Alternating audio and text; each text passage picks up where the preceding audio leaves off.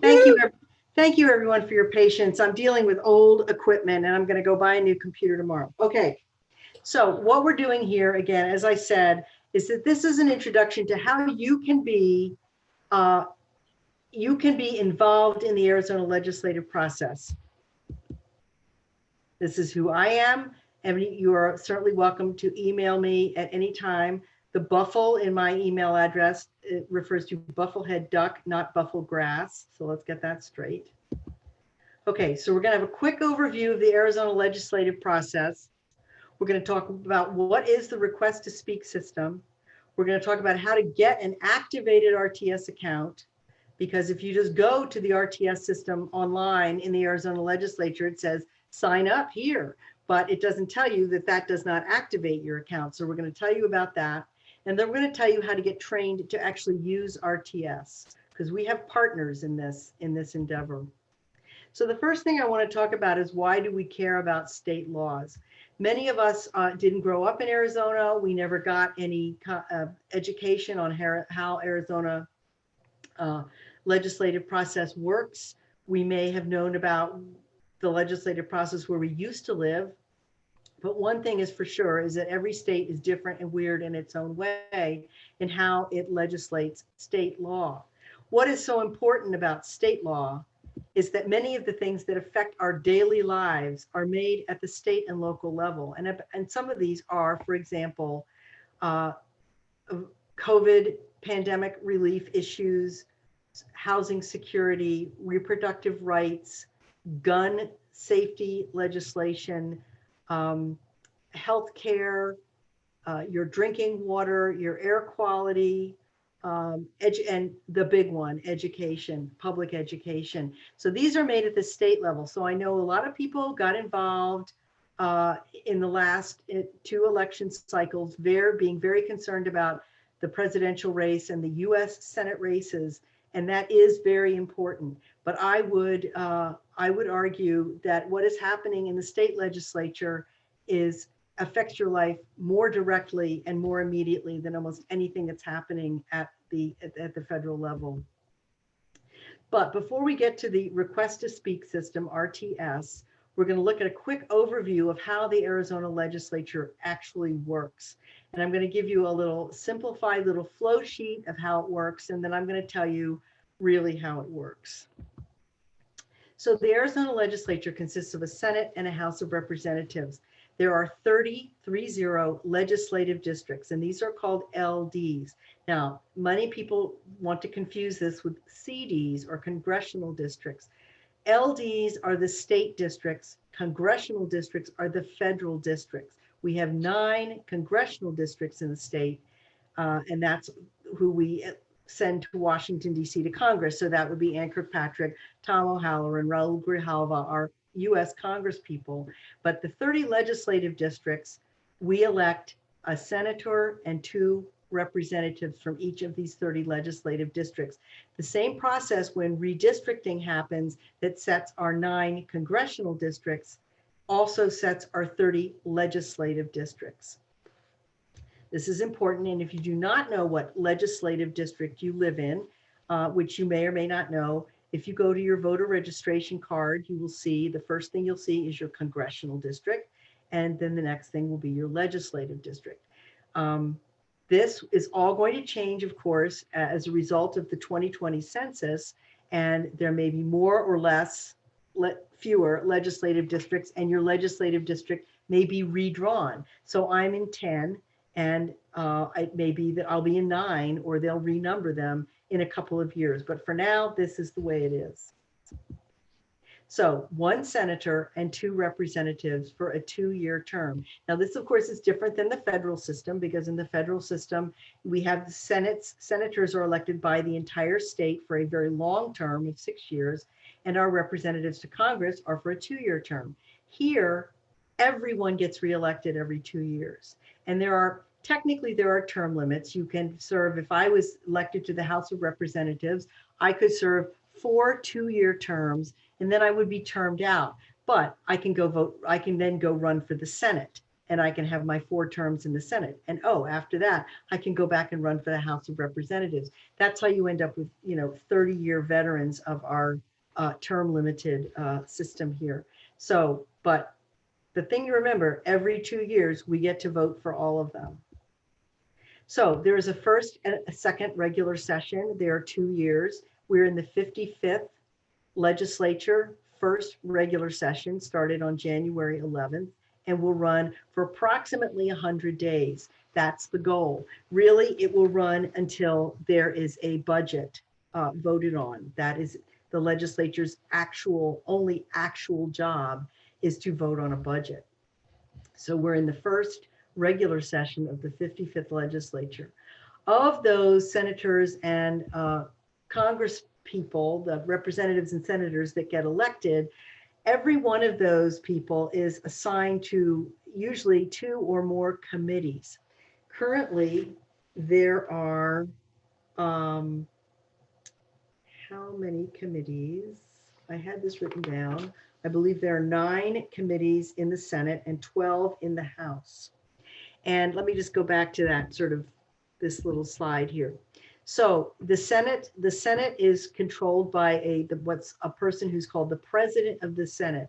In a state where there's a lieutenant governor, the lieutenant governor would be the president of the Senate. That's the way it works in the federal system, where Kamala Harris is the president of the US Senate. Here, we don't have a lieutenant governor in Arizona. We never have. And a senator is elected by the majority caucus to be the Senate leader, the Senate president. And currently that is Karen Fann, who is from LD1 up in Yavapai County. The representatives in the House elect, the majority caucus elects a speaker, and the speaker is Speaker Rusty Bowers, who is, I think it's LD 25, which is in the greater Phoenix metro area. So these people were the president and the speaker last session as well. So it's important to know that each of these senators and representatives is on a committee. Committees, remember committees, because that's how the whole RTS system is wound around this whole committee structure. So you can find out who your representatives, what committees they're on if you go to azleg.gov and you look up Kirsten Engel or you look up Pam Powers-Hanley, and it will tell you what committees they are actually on. So how does a bill become law? This is the textbook. A bill is prepared. For example, in the springtime, I and some of my friends get together and decide that we want to make a bill that forbids the feeding of onions to dairy cattle because it makes milk smell oniony. And we think this is a very good idea. And so we go to our congresswoman and we say, will you help us with this? And she says, that's a great idea. And so we work on preparing a bill. We get the stakeholders and we all decide this is the bill. And then the Arizona Legislative Council helps prepare the bill, because really what bills are doing is they're usually modifying existing legislation that are on the books. And so you're going to be modifying it, or it could be de novo. But this Legislative Council is the people who put the bill together and make sure that it's in the right format, it's got the right language, and it's as impenetrable as anything. But they're the ones who help you prepare the bill. Then when the legislature opens, in this case on the 11th of January, bills are introduced or dropped. And dropped means basically dropped into the hopper where they will be considered. The next thing that happens is I am going to use the House as an example. All bills introduced in the House are in the 2000 series, and that bills introduced in the Senate are the 1000 series, and they start the numbering new every year. So when people talk about SB 1070, the Show Your Papers legislation from 10 years ago, there's almost always an SB 1070, although some particularly fraught numbers have been retired for that reason.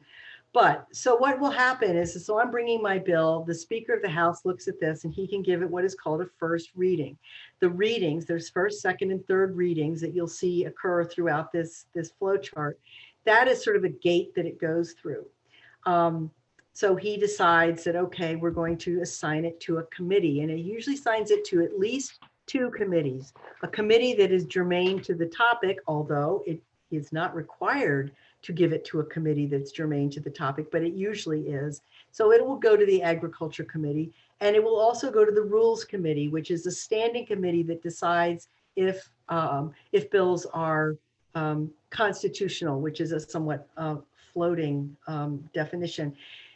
You see the green box here, committee consideration. That is because this is where RTS happens, but just keep that in mind, the green box, and we'll see this graphic again.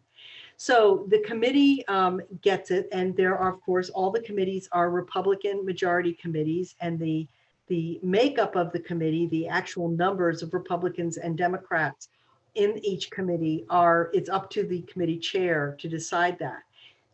The top ranking Democrat in each of these committees, the terminology is the ranking Democrat.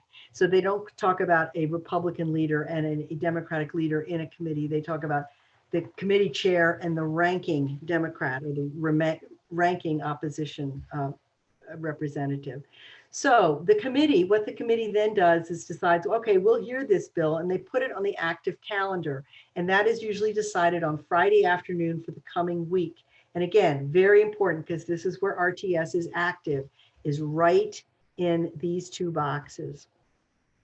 So it's on the active calendar on a committee. So it gets voted on. Let me go back. Whoops. All right, so it's on the active calendar. The committee meets, say it meets at 9 o'clock on Wednesday morning. It hears testimony. It looks at all our request to speak positions on this. People can come and testify, or they can testify virtually. It depends on the committee as to what they're allowing right now. More on that later. And say it passes. It passes the committee vote.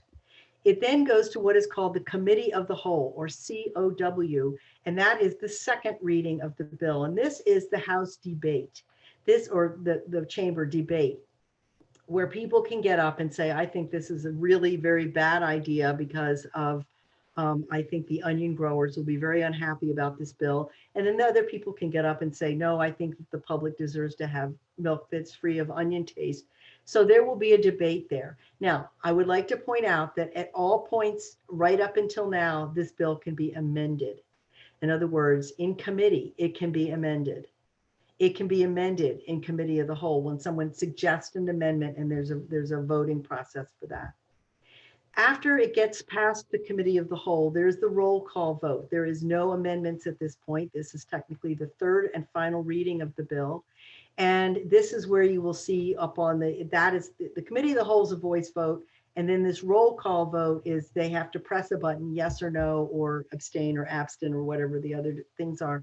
And will be on a board. You can see that this is who voted for this and who voted for that.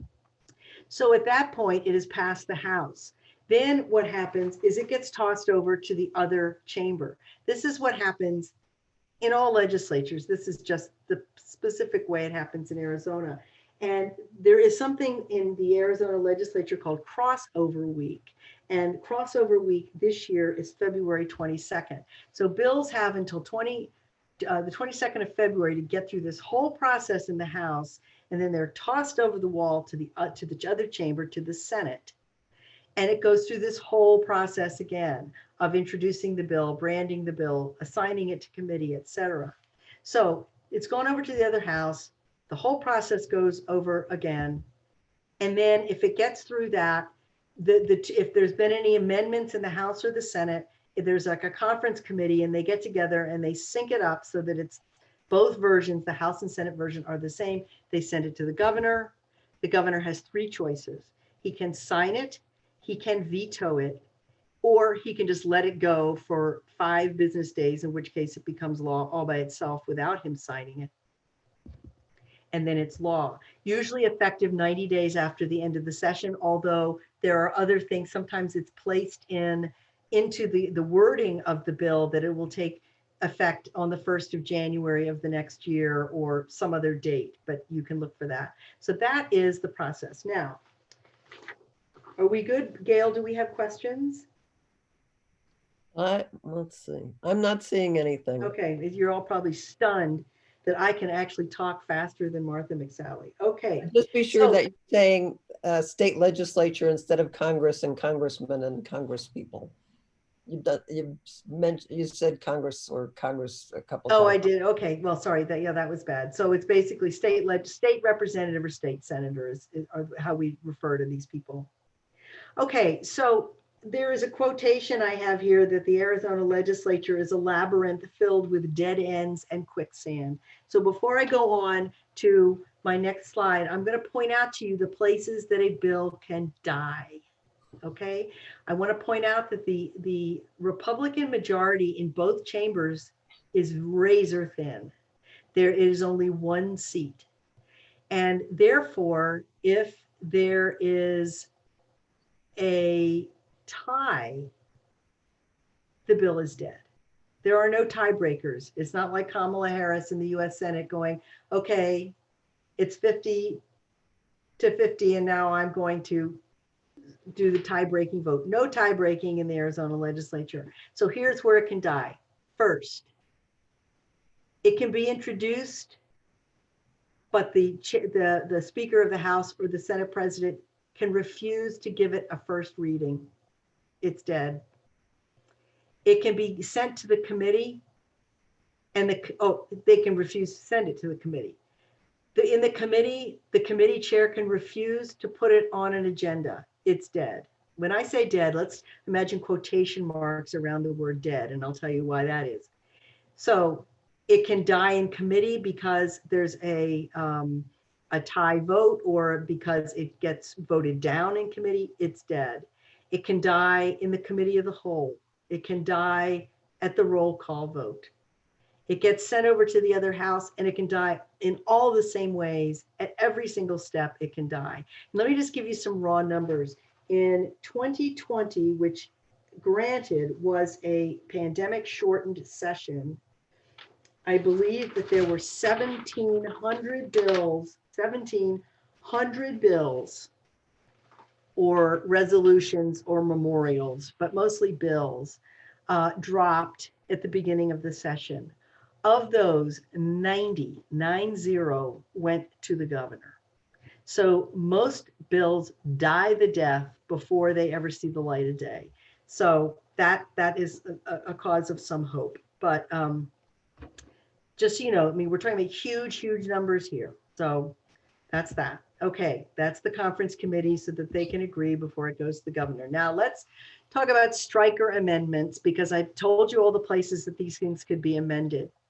A striker amendment is a legislative practice where someone says, okay, here's this onions and cows bill, and it died in committee. It's dead with quotation marks about it, but it's not really dead, because here comes somebody who says, oh, this is a good vehicle. This is a hollowed out vehicle, a dead bill. We're going to take this bill. It's going to have the same number. It's going to have the same title, which involves onions and cows, but we're going to put a striker amendment on it. It says, everything after this sentence is stricken and replaced by the following language. So our cows and onions bill has now become a transgender bathroom bill. This can happen very quickly. It can happen with very little notice. And the topic of the striker does not have to be germane to the original topic of the bill. This sounds gobsmacking, and you think, how can this be? But most of the use of strikers is pretty nefarious, and it's not very rare. You can go to azleg.gov and look at last year's legislative session and see there were something like 120 strikers. I mean, it's not like every once in a while. It happens a lot. But one good way it can be done is that there is a deadline for introducing legislature, and it's the 8th of February in the House, and it's tomorrow in the Senate. So if you are working with someone across the aisle or anyone, and you just don't have the details of your bill sorted out yet in time to give it, to drop it, you can say, okay, let's keep working on this, and we'll find a vehicle for it as a striker. So suddenly some bill that is, some dopey thing that someone's just making a point about, and legislators have said, you can smell a striker. I mean, you can smell that this is something that's never going to go anywhere and it's going to die, but it might be of use later. So what they'll do is that these our bipartisan workers will suddenly say, oh, well, here's one, we can use this one. And suddenly there'll be a striker that will actually be good. So it's just being used to basically circumvent the introduction limit, which is looming up on us now. So it's not quite ready, but then it can be done. So that's a striker. And I'll tell you how you find out about strikers, because boy, it's sometimes just an accident that you do find out about them. It is one of those things that some people can't actually believe, but it is not unique to Arizona. Lee Stanfield had a hand up, I think, Gail. I cannot see hands. People need to put stuff in the chat if they have a question. Please put your question in the chat. Do not raise your hands. Okay, good, thank you. Okay, so now we have to go back to RTS. So this is why we're here today. What is the request to speak system? Oh, Pam Powers Hanley is going to talk to us about it. Here.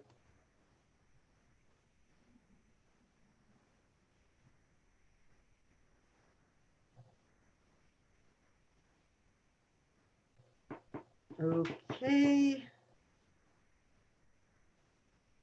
Give it a mo. Yeah. Oh yeah, I'm not restarting my device. Pam Powers Hanley, and I represent LD9 in Tucson in the Arizona House. Well, today's video is about Check the volume. Speak system. You may have heard in the past that the Arizona legislature is the least transparent legislature in the country. We're number one, but one of the things that makes the legislature more accessible to the people of Arizona and more transparent is the request to speak system.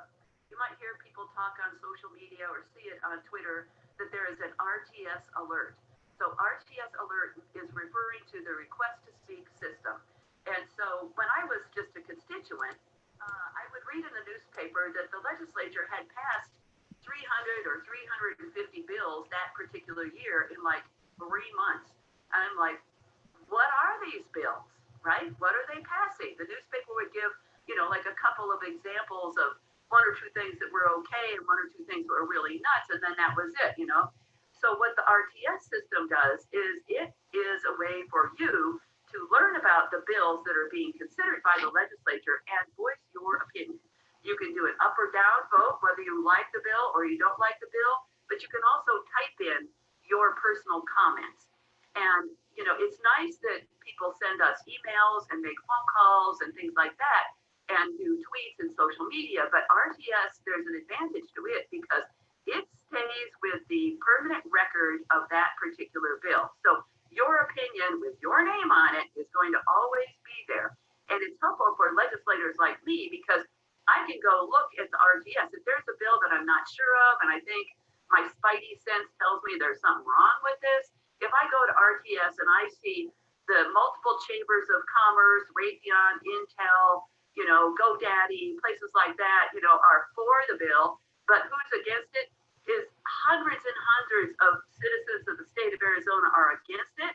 That tells me my spidey sense is right, that I should vote no on this bill because I want to do what the voters want. I want to pass bills in the legislature that are helpful for the people. And so sometimes it's very helpful for me, or often actually, not just sometimes, it's very helpful for me to know exactly what you guys are thinking. And RTS is a great way to do it, particularly now with the pandemic, right? You, the voters, you can come to the House, but I'm not telling you it's going to be necessarily safe. And so RTS is a way for you to log on and give us your opinion. It's a little tricky. You have to have an account. The trainings are very worthwhile. And there are multiple groups giving RTS trainings now. And so a couple ways that the RTS is really helpful, especially for the Democrats, is that one of our debate techniques on the floor of the House is to ask a Republican member what constituent group brought this bill to them. Because the answer is usually no, it was a lobbyist, not a constituent group, right? And so what we do then is we will show the list of people who said no to this particular bill. So show the people, or the people who said yes, like for example, to the Equal Rights Amendment. You know, when we unfurled this huge list of people on the floor of the House saying that they wanted passage of the Equal Rights Amendment in the state of Arizona, that was very powerful. And so again, your numbers count, your opinion counts, and RTS is a great way for you to tell the legislature what you're thinking. So please use the system, follow the different mavens who are telling you what's going on. There are the Civic Engagement Beyond Voting is a great one to follow. I also have RTS alerts on my social media, and I have been encouraging other members of the legislature to also have RTS alerts so people will know what's going on. We want your voice to be heard in the legislature, and RTS is one of the best ways to do this during the pandemic. Stay involved. We need you.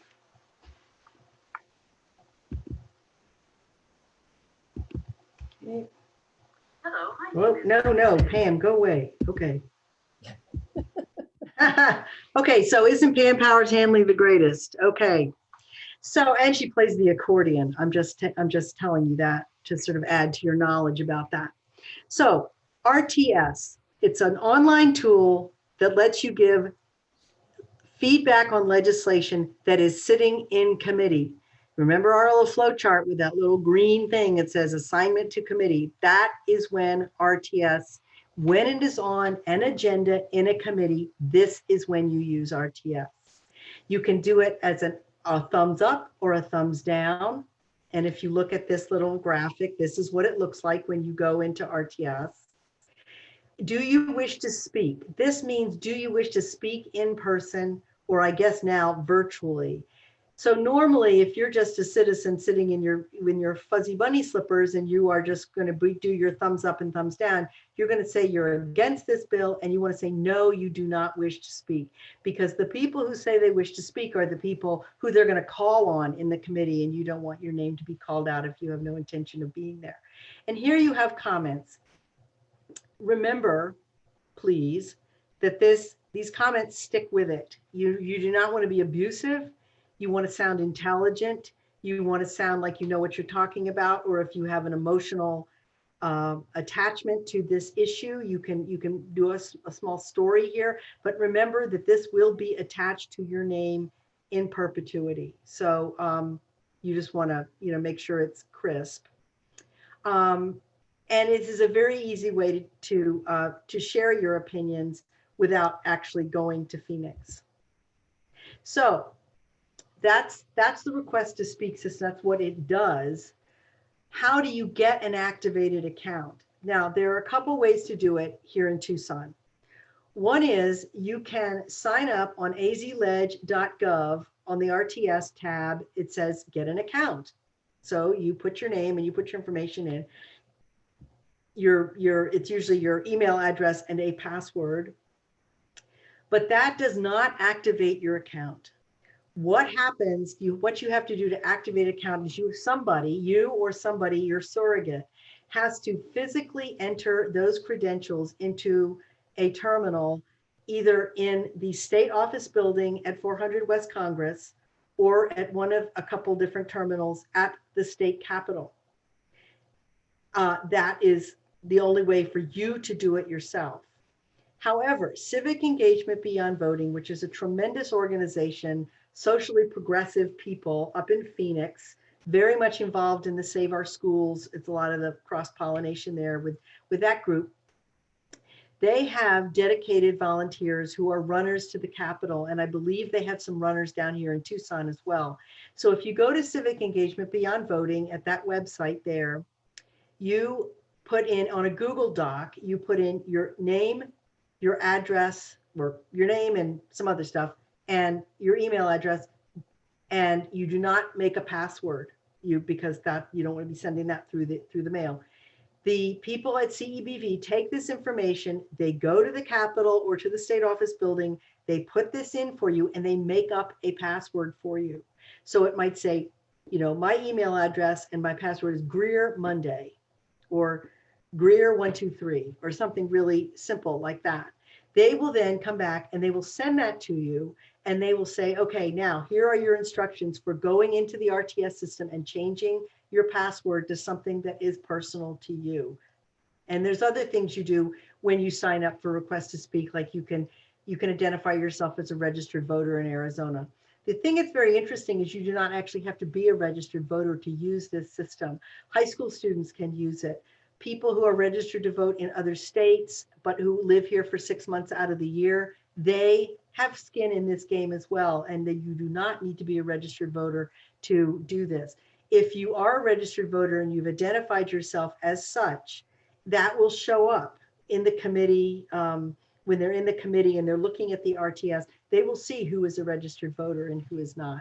But this is how you get an activated account. And I stress that without an activated account, you will not get far. In fact, you will not get anywhere. So you really want to do it one of these two ways. So how do you get trained to use RTS? This is not a training for RTS. What we decided to do this year is we decided to shunt people over to Civic Engagement Beyond Voting. They are doing training Zooms every Thursday evening. It says in January here, but in fact, through the month of February. And these, you can go on CEBV on Facebook, and you can, I believe, also go to their website because you don't have to be a Facebook user to get into this Zoom. There is another way in, but they do a great training. They've been doing them in their, they could do them in their sleep. I mean, they are really good trainings, and they tell you a lot of good tricks and stratagems that you can use to, you know, things like you're typing House Bill 2345 and you leave a space between HB and 2345 and it says, oh, there are no results. Well, it'll tell you how to type it in correctly. So it's not a really flexible search engine. You have to type it in precisely correctly. So again, that little XXX there is I think that it's on their website now that you can get in a way other than Facebook if you are a Facebook refusenik. So now you know the civics behind the legislative process. You've signed up for RTS via CEBV, or you've done it yourself. You've done the training. Okay, now you say, okay, you tell me there's 1,700 bills. What the heck do I do now? So who has time to research 1,700 bills? Well, nobody does, especially the way these things are written, because they're given titles like the Great American Act and stuff. You think, well, what the heck could be wrong with that? Well, so you want someone who is actually doing this work for you. And I have good news for you, because there are such people. Civic Engagement Beyond Voting also offers something called the Arizona Legislature Weekly Update, which is called the IRE Report, because of the wonderfulness of Melinda Merkel IRE, who compiles this information for us. You can go access that on their website at any time, or you can also sign up to get it by email, and it usually comes on Saturday night or Sunday morning. And what it looks like is it's like today's was like a 12-page document. And it has it gives a little summary of the kind of shenanigans. And I say shenanigans because pretty much they are shenanigans these days. What is going on in the legislature? What can you do? It says if you have 25 minutes, if you have 45 minutes, if you have 2 hours, it tells you what you can do. And that's very helpful for people, especially people who are perhaps busy. I got to get a drink of water here. And so it will also tell you, as you can see here, this is for RTS, of course, is for bills in committee that week. But then when they get through committee, you get the bills on the floor. RTS is not available for that. So you want to call your legislators. There are other places that they will tell you, for instance, the Equal Rights Amendment. The Speaker of the House, Rusty Bowers, refused to assign it to committee because he's philosophically against it.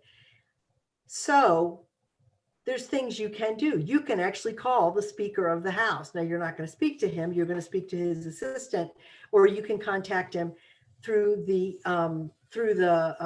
website, but through the Arizona Legislature website. This is not like the U.S. Congress. You know, if you try to get a hold of Mitch McConnell, they're going to see that you don't have the right area code, and they're just going to like put it in the, you know, into the circular file. You can actually contact these legislators. You can contact the chairs of these committees by phone.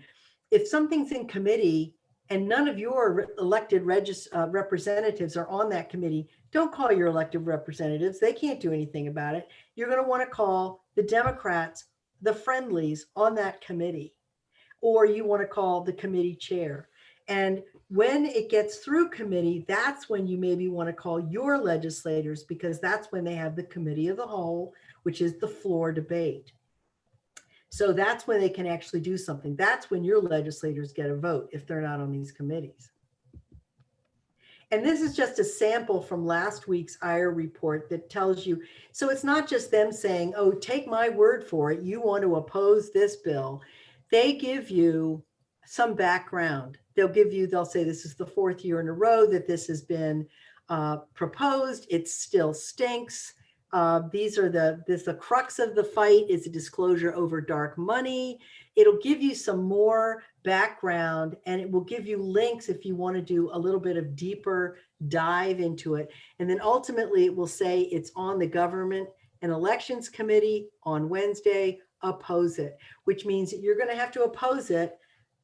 You can oppose it up to about 10 minutes before the committee opens, but it's just better to do this on Sunday night or Monday morning before any of these committees get going. But that's a sample of what the IRE report will tell you. So it's assuming that you're an intelligent person and you want to read some background. But if you are just after a while, you say, I trust Melinda IRE, you can just, you know, do what she says. That's fine. There are other legislative reports as well.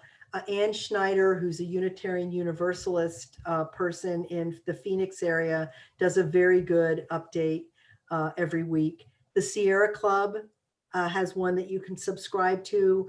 The Arizona Education Association has got updates you can subscribe to. Almost any lobbying group or group that you are interested, that you're a part of, very possibly may have a lobbying group that will give you these kinds of updates. But when you're just starting out with RTS, and I'm assuming that you're coming at this from a socially progressive point of view, you can be guided by the IRE report. I have found it is very much in line with what I believe. And there's sometimes she will just put something in without a recommendation of thumbs up or thumbs down, because she is saying, you just want to be aware of this. It's up to you how you feel about it. You may have seen when I showed you the graphic of thumbs up and thumbs down, there was one that says neutral, and you think, well, why would you waste your time if you were neutral on this? The only time I've ever used neutral on RTS was when the bill was really horrible when it started, but then it was amended and the really horrible part was cut out of it. I have I'm on record as saying boo, thumbs down. I can go in and change that back to neutral. Another place you will see neutral is, for example, does anyone remember the shocking legislation that limited the number of sanitary supplies to female inmates in prison a couple of years ago? Just like horrific stuff. And if you went to look at the RTS positions, one of them was from the Department of Corrections in Arizona. They cannot say thumbs up and thumbs down, but they can say we are aware of this bill. And that's often where you'll see a neutral position coming up, is from an agency that is involved in the subject of the bill. So again, this is where this happens, is committee consideration. And sometimes, as I said, this is when it's got to be on an agenda for you to use RTS. But if it has been assigned to committee and it's not being heard, it's not being put on agenda, you do have a voice if you want to phone or email the chair of that committee and say, I urge you to put this on an agenda, especially if it's a bill that you support. So Greer, we've got a question about strikers from Yep. Lee. Does a striker have to go back through all the steps after introduction, or does it just proceed from where it was when it was stricken? You know something? I am not entirely sure about that. I know that a striker, say, let's call it Bill HB 2345. 2345 has got to have gotten through at least one committee, I think, before a striker amendment can be put on it. I don't think it's got to go back through committees. I think that it could get amended in its last committee and go to committee of the whole. I think that it requires, I think, at least a 48-hour notice, but it doesn't need to be more than that. It can be more than that, but I don't think it'd be less than that.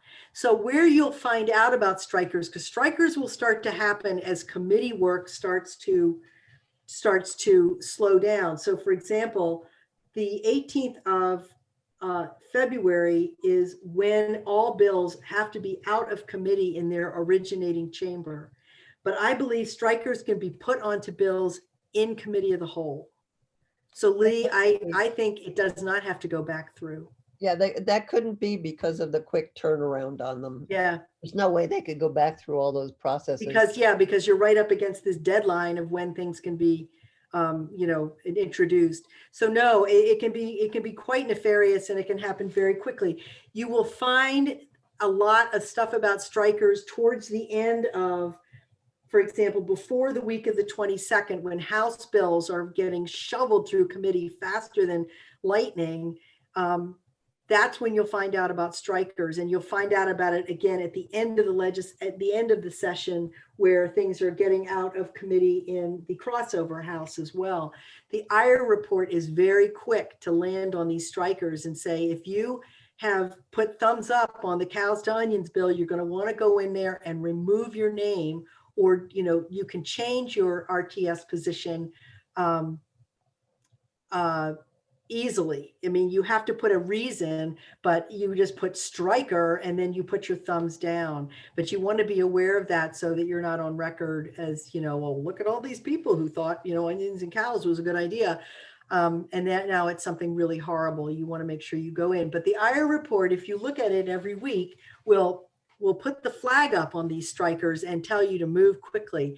I know not everyone is down the Twitter rabbit hole, but CEBV is very active on Twitter and will give you a heads up very quickly on things like this when they start to happen. That would be my only reason for getting on Twitter. It was my only. Question is, will attendees receive a replay link for this webinar? It has been recorded, and my thought is, I'll have to check with Jenny Pagano, but my thought is that this will be put on the Pima County Democratic Party YouTube channel, and you'll be able to. We'll put a link on. I'll make sure that that's done. We didn't do it 2 weeks ago because we screwed up even more than we did today. We screwed up the beginning of the Zoom, and so we kind of forgot to record it. But I'll make sure that this is done. Now, many of the things that I have told you, if you go to a CEBV training on this, you will see that you'll hear this again. And this is not the only time you're going to hear this. We just figured this year, by doing this kind of primer on this, the second time you hear it, you go, yes, now I remember that, rather than hearing it all as a big data dump when you got your CEBV training. So don't worry, you'll see this again if you do the CEBV training. This is just a picture of what it looks like. There are two applications you'll find when you sign up for RTS. There's the RTS system, and then there's something called bill status inquiry. If you go into bill status inquiry and put your bill number in there, there are these tabs, which are an overview, bill status, videos of the the committee hearing, the sponsors and keywords, and then this tab for RTS current positions. This was a 2017 bill that was gutting the clean elections legislation. And you can see that the people who are for it are the East Valley Chamber of Commerce. Anytime you see that, you know what to vote, as Pam said. And then this isn't showing you the whole thing, but there were simply hundreds of people against it. And it's quite effective when you open up something like this and see 700 names. You'll also see that there's some of these are in all caps. Those are registered lobbyists, and lobbyists we think of as, you know, a bad thing, but lobbyists are also people like Planned Parenthood, and there are people like the Sierra Club. If you see someone's name here, it says Crystal Adams self. That means it's an individual person, and then it's the date that they registered their opinion. Now, if any of you are state employees, for instance, at the University of Arizona, you're going to want to check with your structure to make sure that you're allowed to do this. I believe that these things are time stamped in the metadata. I know a friend who works for the university who has to make very sure that she does not do this on university time. So that's just something you might want to be aware of. Hold on a second, I've got to do something with my cat. Arizona State Legislature, azleg.gov. There are frequently asked questions. There are lots of things on the AZ-Leg website. For instance, you can look at if you want to see, you go to a bill and you see, oh, J.D. Mesnard is the person who requested, you know, who dropped this bill, and you think, I wonder who he is. And then you go and you find out by looking him up in the House roster where who he represents, where he's from, and then call me and I'll tell you more about him. So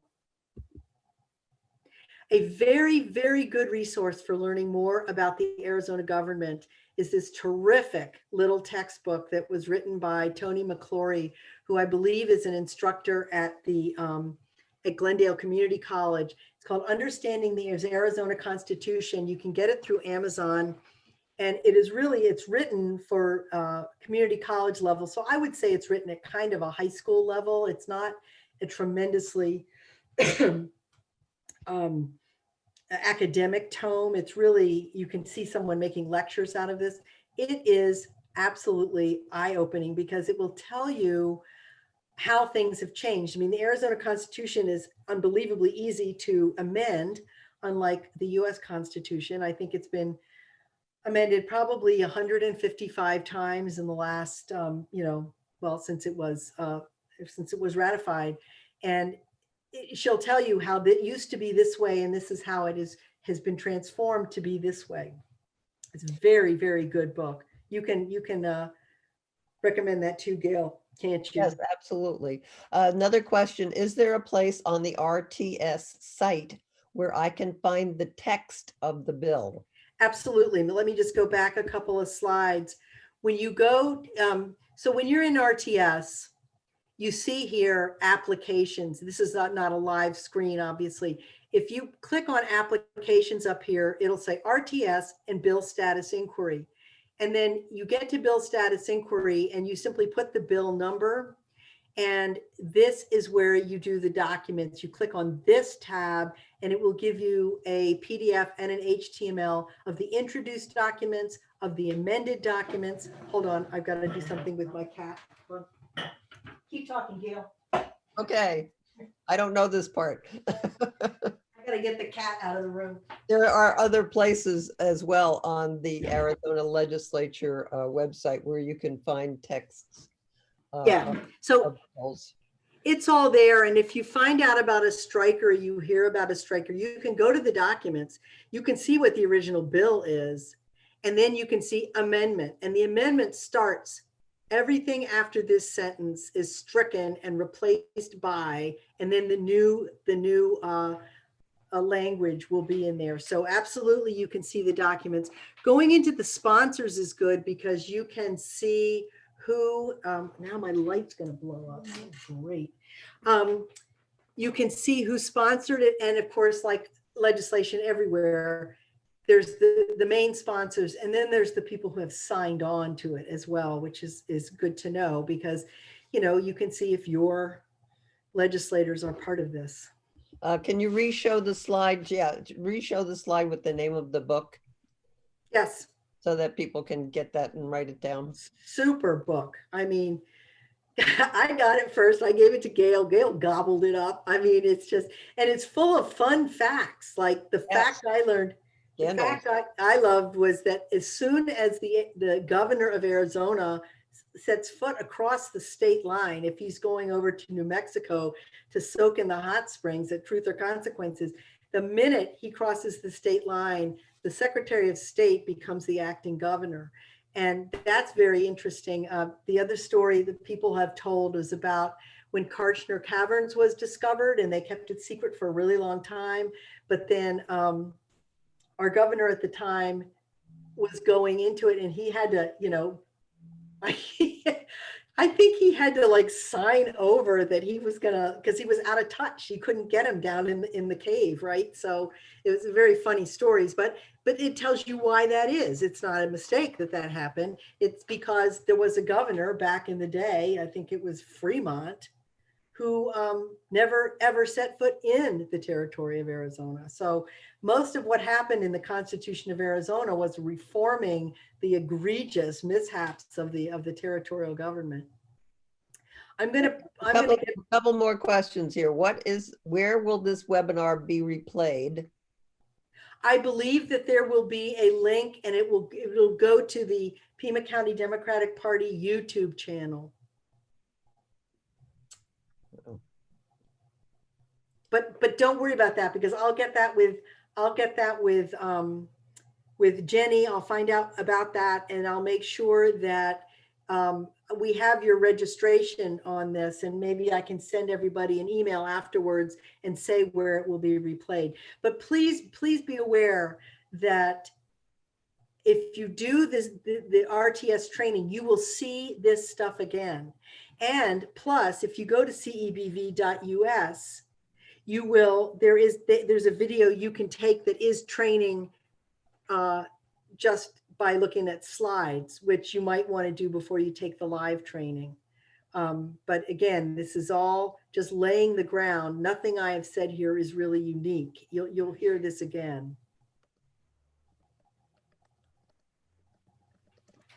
Are there any other questions?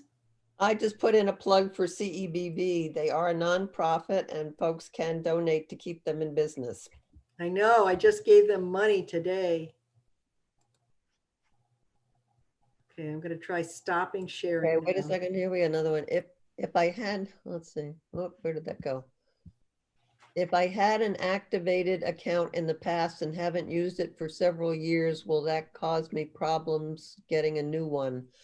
I would try to reactivate your old one. If you have the same email, just click on the I forgot my password thing and see if it'll find you.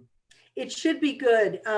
They don't expire, and you don't have to re-up every year, which is kind of amazing. I think when people go wrong is when they forget which email address they used, and they don't remember their password. But I agree with Gail. If you have the same email address, just go and you can reset your password. More questions?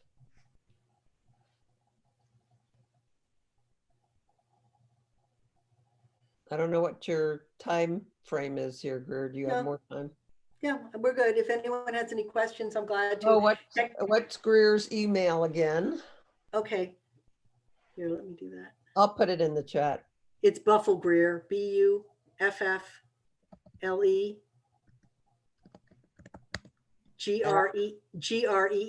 Buffle Greer @gmail.com.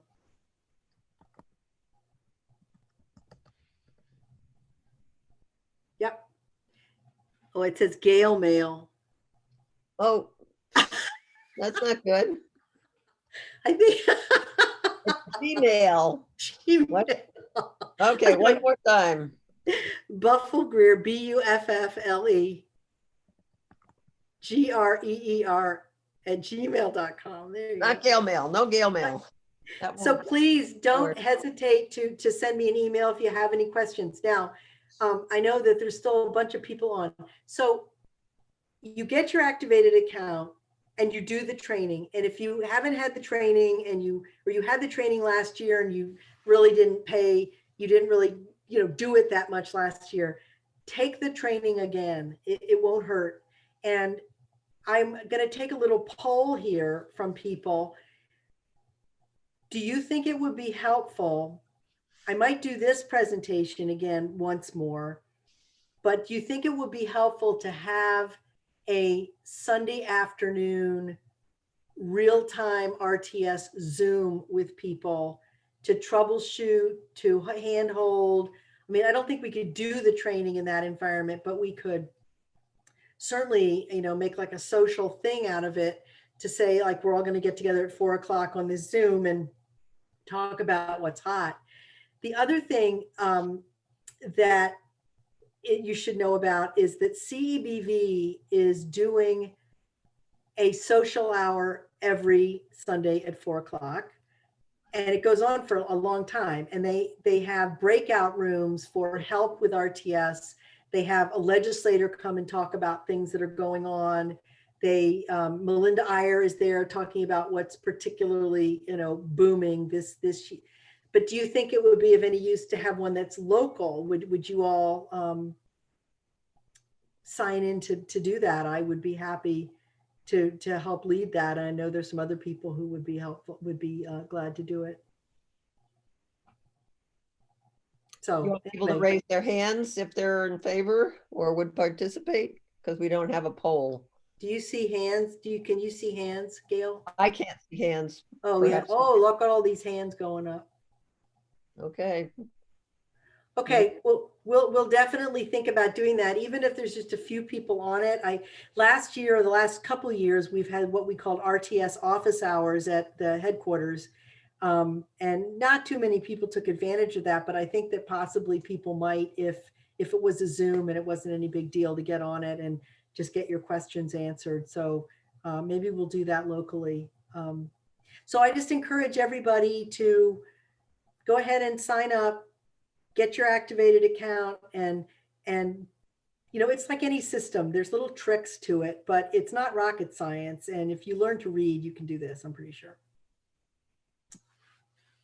Anybody else have any questions? That's true, Karen, but it's Karen's saying that if it's before, well, you can see what she says.